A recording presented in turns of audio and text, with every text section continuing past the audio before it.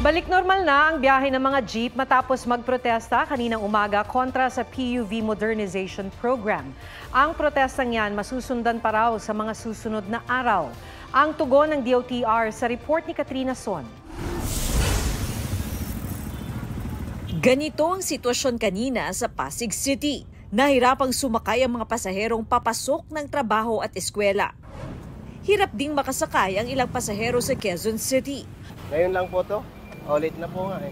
Update na lang mamaya. Nagbigay ng libreng sakay ang PNP at Quezon City LGU. Sa Maynila naman, sa tricycle na lang umasa ang mga pasahero. Ayon sa Manibela, 80,000 jeepney drivers at operators sa buong Pilipinas ang sumali sa protesta kanina. 30,000 raw dito ang nasa Metro Manila.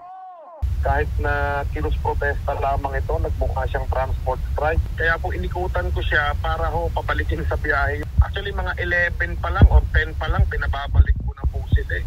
Balik normal na ang biyahe ng mga jeep ngayong gabi. Marami ng tsuper ang pumasada gaya sa Muñoz sa Quezon City kaninang rush hour. Umaga wala kami biyahe.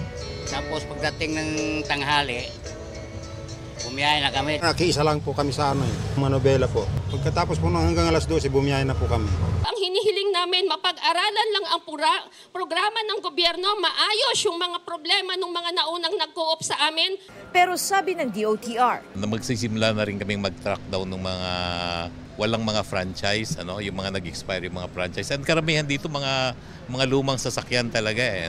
Katrina Son, nagbabalita para sa GMA Integrated News.